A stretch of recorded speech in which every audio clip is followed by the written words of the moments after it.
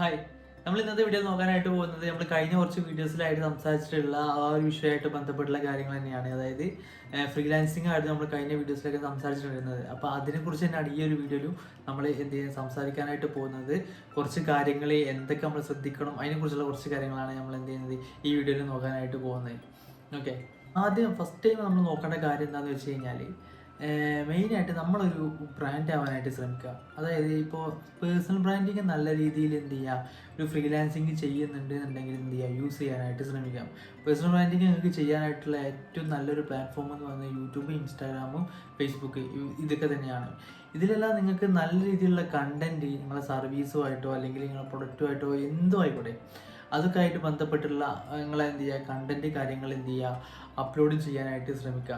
അതിപ്പോൾ എന്നിപ്പോൾ digital marketer ആണെന്നുണ്ടെങ്കിൽ എന്നും ഡിജിറ്റൽ മാർക്കറ്റിങ്ങിനെ കുറിച്ച് തന്നെ സംസാരിക്കണമെന്നോ, എന്നും സോഷ്യൽ മീഡിയ മാർക്കറ്റിങ്ങിനെ കുറിച്ച് സംസാരിക്കണമെന്നോ, SEO കുറിച്ച് സംസാരിക്കണമെന്നോ അങ്ങനെയല്ല. ഓക്കെ, ആ ഒരു ഫീൽഡുമായിട്ട് നിങ്ങൾക്ക് ഇപ്പോൾ ആ ഒരു മേഖലയിൽ കുറേ ആളുകൾക്കുള്ളൊരു പ്രോബ്ലത്തെ കുറിച്ച് നിങ്ങൾക്ക് സംസാരിക്കാം, അല്ലെങ്കിൽ ഓരോ ബിസിനസ്സുകാരൻ്റെ പെയിൻ പോയിന്റ്സിനെ കുറിച്ച് നിങ്ങൾക്ക് സംസാരിക്കാം. അങ്ങനെയുള്ള ഒരുപാട് കാര്യങ്ങളൊക്കെ ഉൾപ്പെടുത്തിക്കൊണ്ട് നിങ്ങൾക്ക് എന്ത് ചെയ്യാനായിട്ട് പറ്റും, നല്ല രീതിയിൽ കുറച്ച് കണ്ടന്റ് എല്ലാം ക്രിയേറ്റ് ചെയ്തിട്ട് കഴിഞ്ഞാൽ നിങ്ങൾക്ക് നല്ല രീതിയിലുള്ള ഒരു ഓഡിയൻസിനെ നിങ്ങൾക്ക് അവിടെ എന്ത് ചെയ്യാൻ പറ്റും, ക്രിയേറ്റ് ചെയ്തെടുക്കാനായിട്ട് പറ്റും.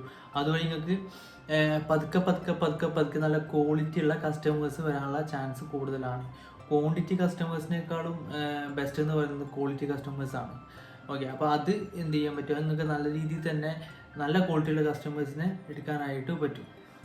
പിന്നെ അതേപോലെ തന്നെ ഇപ്പോൾ ഒരു ക്ലയൻറ്റ് നമുക്ക് വരികയാണ്, ഇപ്പോൾ ഒരു വെബ് ഡെവലപ്മെൻറ്റിനാണെന്നുണ്ടെങ്കിലും അല്ലെങ്കിൽ ഡിജിറ്റൽ മാർക്കറ്റിങ്ങിനാണെന്നുണ്ടെങ്കിലും ഒരു ക്ലയൻറ്റ് നമ്മുടെ അടുത്തേക്ക് വരുന്ന സമയത്ത് അവരിപ്പോൾ ഇന്ന സർവീസിന് അല്ലെങ്കിൽ ഒരു വെബ്സൈറ്റിന് എത്ര രൂപയാവുമെന്ന് ചോദിക്കുന്ന സമയത്ത് നമ്മൾ ചാടി കയറിയിട്ട് ഒരിക്കലും എന്ത് ചെയ്യരുത്, ഒരു എമൗണ്ട് ഫിക്സ് ആയിട്ട് നിങ്ങൾ പറയരുത്.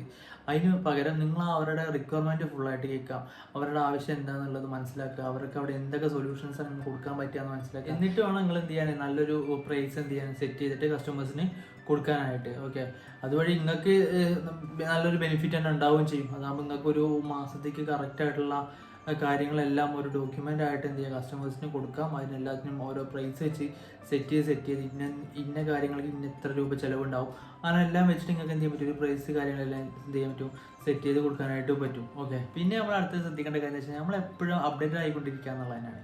അതായത് പുതിയ കാര്യങ്ങളെക്കുറിച്ച് കൂടുതലായിട്ട് എന്ത് ചെയ്യുക, പഠിക്കാനായിട്ട് ശ്രമിക്കുക. ഇപ്പം നമ്മളെ മേഖലയിൽ വരുന്ന ഒരുപാട് മാറ്റങ്ങളുണ്ടാവും. അപ്പോൾ ആ ഒരു മാറ്റങ്ങളൊക്കെ നമ്മൾ എന്ത് ചെയ്യണം, നമ്മളെ ഈ ഒരു ബിസിനസ്സിലേക്ക് കൊണ്ടുവരാനായിട്ട് നിങ്ങൾ എന്ത് ചെയ്യണം, ശ്രമിക്കണം. അപ്പോൾ ഫ്രീലാൻസ് ചെയ്യുന്ന ആൾക്കാരാണെന്നുണ്ടെങ്കിലും ഇപ്പോൾ ഡിജിറ്റൽ മാർക്കറ്റിംഗ് ആണെന്നുണ്ടെങ്കിൽ ഡിജിറ്റൽ മാർക്കറ്റിങ്ങിൽ ആ ഒരു മേഖലയിൽ ഇപ്പോൾ നടന്നുകൊണ്ടിരിക്കുന്ന മാറ്റങ്ങൾ അല്ലെങ്കിൽ ഇപ്പോൾ എന്തൊക്കെയാണ് പുതിയതായിട്ട് അതിലേക്ക് വന്നിട്ടുള്ളത്, അങ്ങനെയുള്ള ഒരുപാട് കാര്യങ്ങളുണ്ടാവും. അതിനെക്കുറിച്ചൊക്കെ എന്ത് ചെയ്യുക, കൂടുതലായിട്ട് പഠിക്കുക. ഇപ്പോൾ ഡിജിറ്റൽ മാർക്കറ്റിംഗ് ഞാൻ പറയാൻ കാരണം എന്ന് വെച്ച് കഴിഞ്ഞാൽ ഓരോ ദിവസങ്ങളിലായിട്ട് ഇത് പുതിയ ട്രെൻഡ് വന്നുകൊണ്ടിരിക്കും.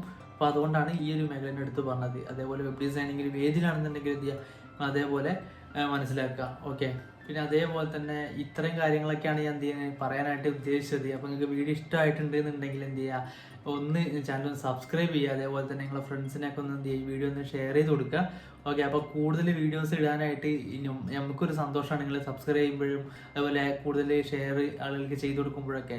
അപ്പോൾ എന്ത് ചെയ്യുക, ചാനൽ സബ്സ്ക്രൈബ് ചെയ്യുക. നമുക്ക് എന്ത് ചെയ്യുക, പുതിയ വീഡിയോ ആയിട്ട് എന്ത് ചെയ്യുക, വീണ്ടും കാണാം.